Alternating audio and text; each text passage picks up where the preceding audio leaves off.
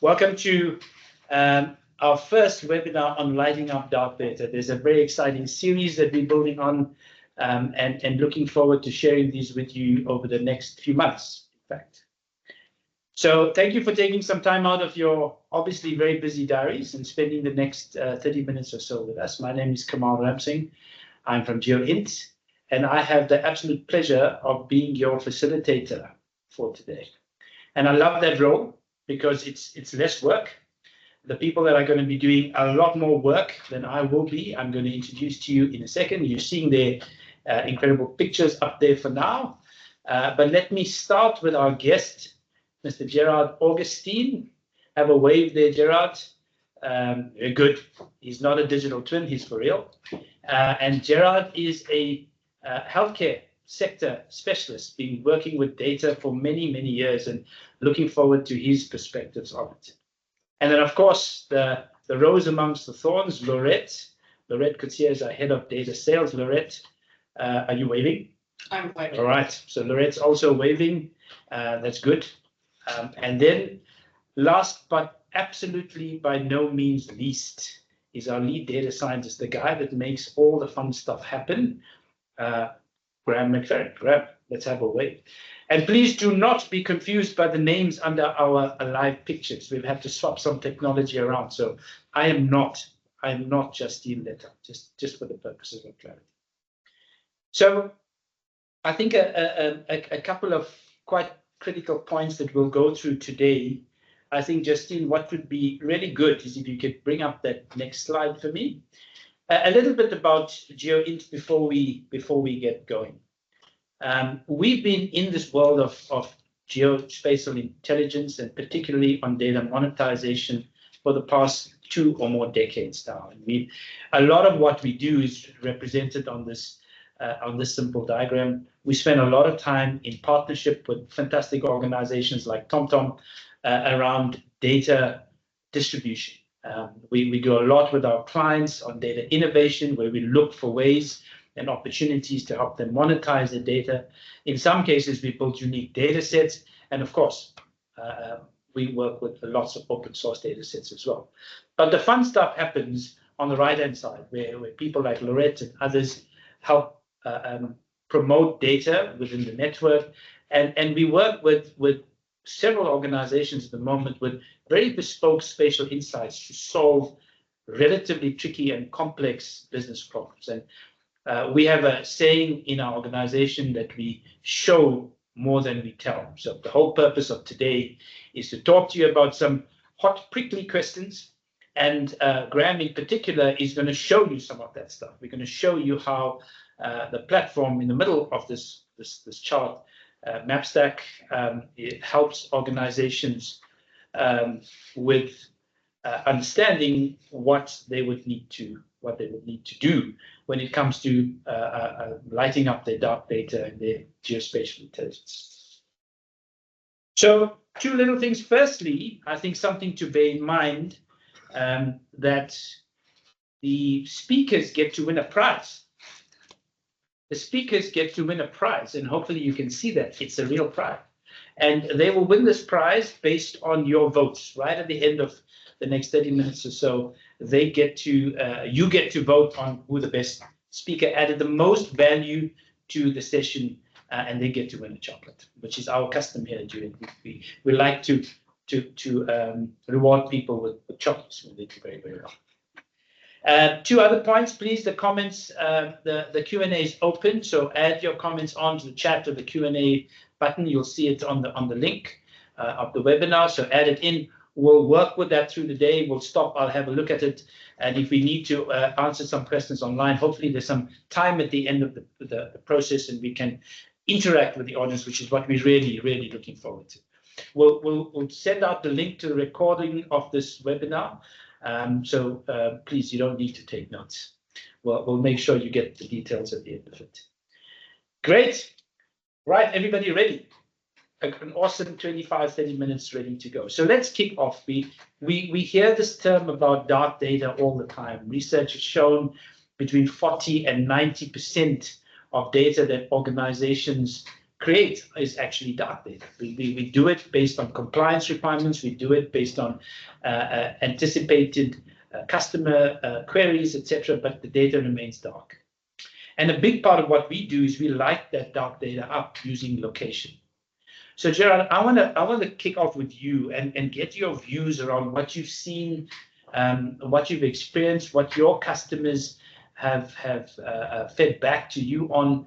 Tell us about lighting up dark data, the power that this could have for organizations. What's your experience been?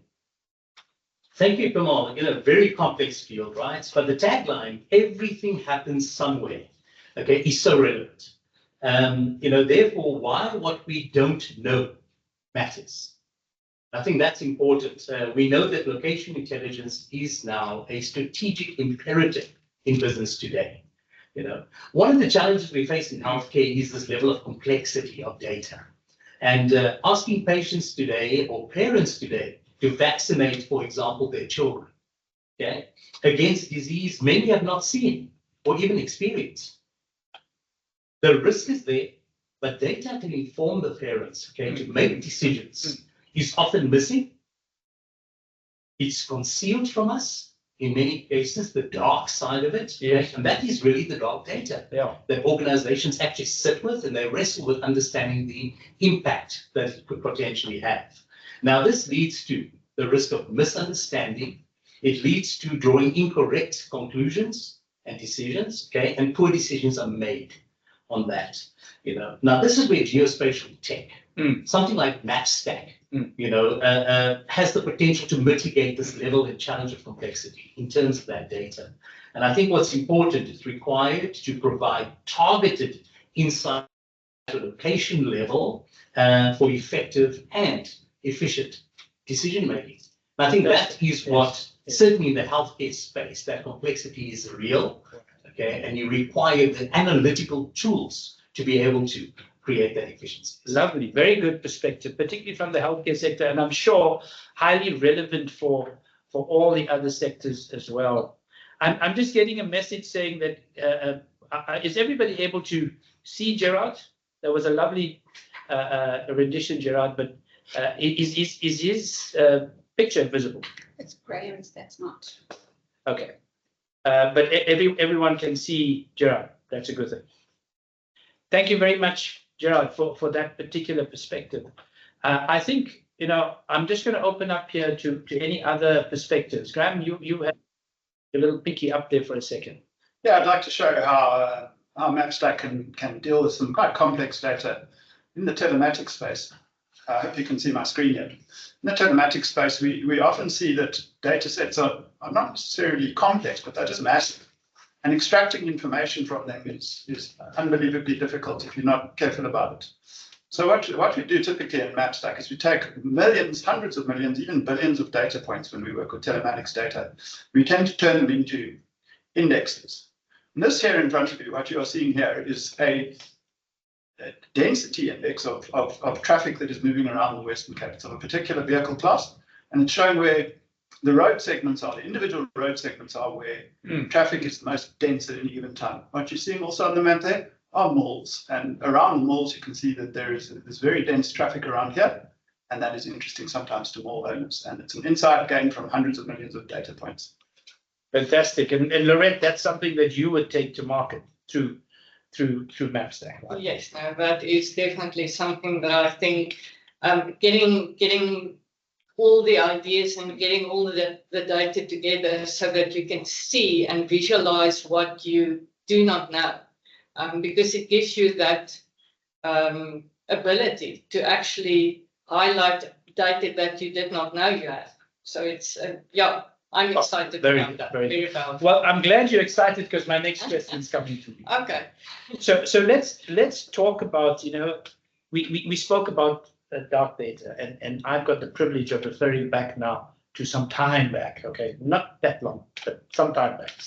So there was always, in the early stages of information systems and business intelligence and so forth, organizations would go back and fetch data from the archives and later the ERP systems and so on and so forth, and be very, very focused on their data. right, where decisions were constantly being made using their data. Now, tell me about what you're seeing in the market, because what we're certainly seeing is you got to do more than just live with your data. You got to find ways of getting in third-party data, for example. So talk to us about that. Now, that is definitely happening everywhere. I'm picking it up when I speak to anyone working with data anywhere. They cannot rely on their own data anymore. Well, not only their own data anymore. Yes. They have to start incorporating third-party data. If you think about something like insurance companies, they are looking at what they've got in terms of their own data, but they now have to start looking at how can they add value and how can they mitigate risk by adding third-party data. So they have to bring in data, for instance, around weather, to look at premium loading, to look at how they can mitigate risk in terms of people traveling on roads. How can they inform their members before they start traveling that there might be an accident risk on the road? A lot of third-party data sets that you can incorporate into your own data, and that is the power of geolocation, but also the power of having the ability to overlay different layers so that you can add that and you can see the effect in one picture actually in the end. Fantastic. And Gerard, in your experience through the sector you've been, I know you have worked not just in healthcare, but this concept of multiple data sources, I mean, that gets complex when one has to manage privacy and so forth, right? So what's been your experience around that? Any guidelines you can share with us? No, absolutely. I mean, to the example that I alluded to, let's assume that we want to take a parent and get them to comply with vaccination. They've never seen a disease, they've got to go vaccinate their child. And then we look at it, why are we seeing measles and polio on the rise again when it was eradicated on the planet? Okay. And it talks to that we got to figure out there are social determinants over and above just behavioral, demographic, transactional data. Social determinants of housing, education, whether there's access to water, all these data sets are so critical in putting together health programs that are more likely to succeed than fail in the current form. Very good. So for me, that becomes, how do we do that? And do we have the technology to support multiple data sets, the complexity of those data sets to elicit the type of reactions that we require? So what I'm hearing you both say is it's not, the many years ago when we had tons and tons of data that we run business intelligence dashboards and looking at the internal mechanisms, the metrics, etc. Whilst there's still a huge amount of value for that operationally, as you start charting new ways when you're looking at strategies, you have to consider the broader, and if you certainly, from our perspective, if you're visualizing it, then you need to be able to do multiple data sets. Yes, it's about adding context to your own data so that you can get more value out of it. Definitely. On MapSTACK here, we were able to do a lot of that kind of work. I'm going to illustrate this with a few examples. You can see that I've pulled in multiple data sets centered around the Rivonia Village Mall out of interest. It's just a mall near us.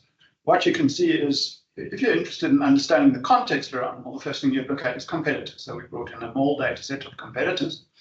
And then typically you would want to create some kind of a catchment. So we've run a drive time catchment of about 15 minutes around the mall. And every time you want to do something like that, you want to understand what's inside that catchment here. So this is about the context. This is about the process of bringing context together into an area, bringing more data than is just available at the point. Right. So, and what is that graph? So yeah, this is pulled in a bunch of population demographics that underlie that drive time catchment, so that you can see what the addressable market is that is available to your mall there. Right. So how many data sets are you using in that visualization? I'm using about 10 different data sets here. The MapSTACK platform itself can handle hundreds, pulled from multiple catalogs.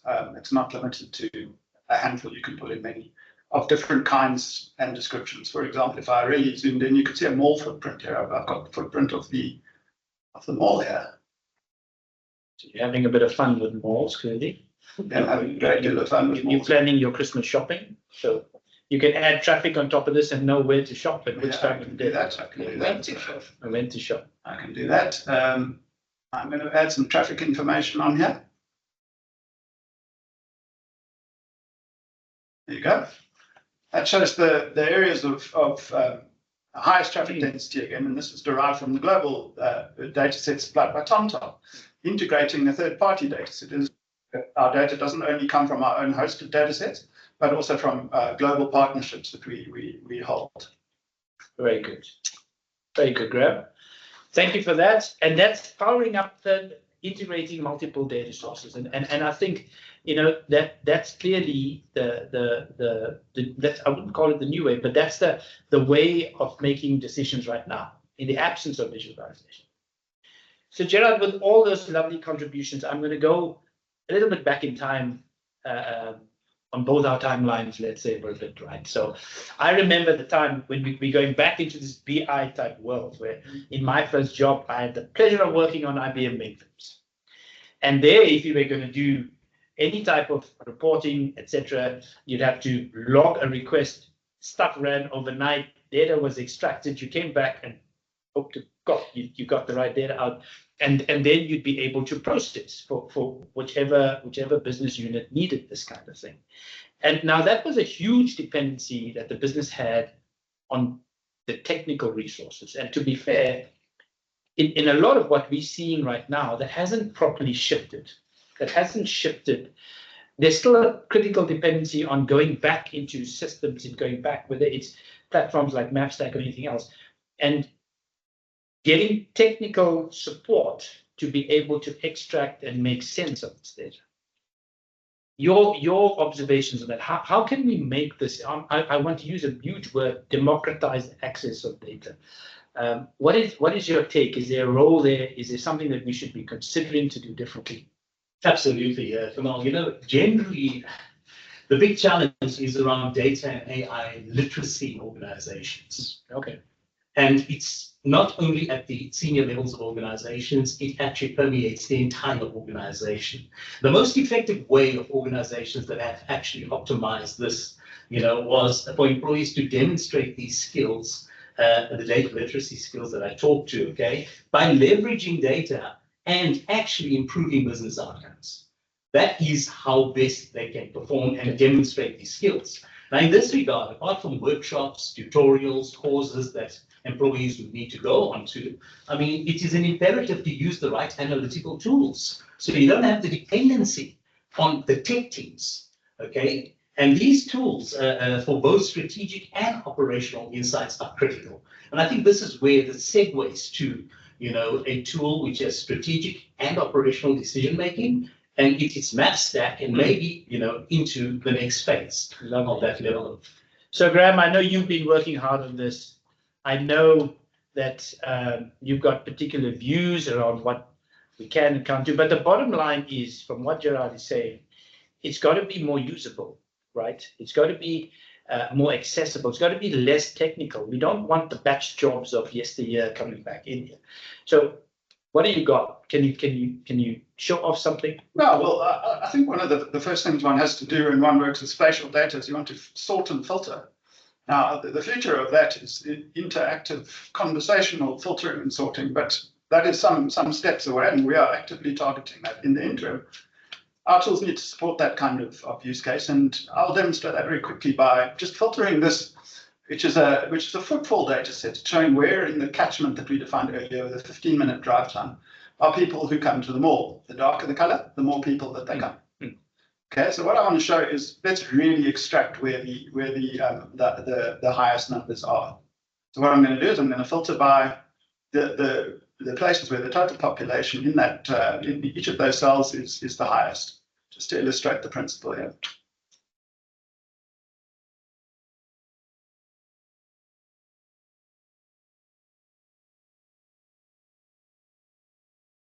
Now you can see really really where your most densest locations might be, where people are interested in coming to your mall. And you could target them. And you absolutely try to target. Very good. I'm sure everybody's comfortable now that we know on the attendance of the mall. So in the interest of time, which we, I know this reminder, I'm going to have to tell me who to give this to shortly. But let's do the very, very topical question around data accuracy. Laurette, I have absolutely no doubt that you've been asked this question more times than you'd care to remember. But given the recent headlines we've seen around data accuracy and data currency and so forth, how do we get this right? I mean, we're talking about multiple data sets, merging things, 3 data sets, 5 data. Graeme mentioned hundreds of data sets, which is a scary thought. Now, how can we guidelines? What do we do? Do customers challenge you on the data you take to them? Sure. Yeah. It catches me every time. It's a really difficult question. I think the best way is, we all know, and I think all of us are sick and tired of hearing garbage in, garbage out. Unfortunately, that is true. So looking at your data and determining the quality of your data, you have to be able to trust your source of data. And your source of data, how do you actually know your source can be trusted? So first thing is you have to be able to access the metadata of your data. Metadata will give you the indication of how the data was captured, who captured the data, what the quality assurance is around it. It will also give you recency of the data and accuracy levels of the data. So you need to look at your metadata. You also have to determine who the data custodians are.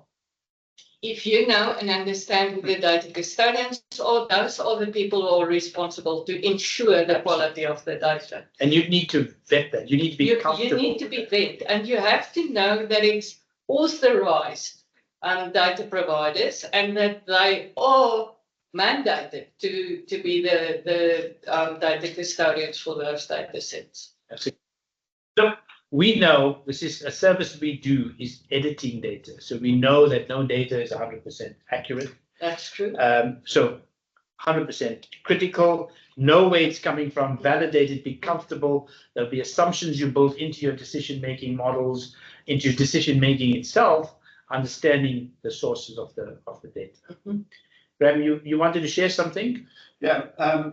What I wanted to share is that it's also quite important, as has been stated here, that you know where your sources are and that you can harness best of breed sources, whatever those might be in your visualization. So to illustrate that, one of the most important sources of organizational business ready data that is now available to us is available from the Overture Foundation, which is an global organization of data providers that are creating a global standard for mapmaking. Yeah, and to just share, there's some impressive names on that, right? Yeah, so you've got everyone from Microsoft to TomTom to Esri.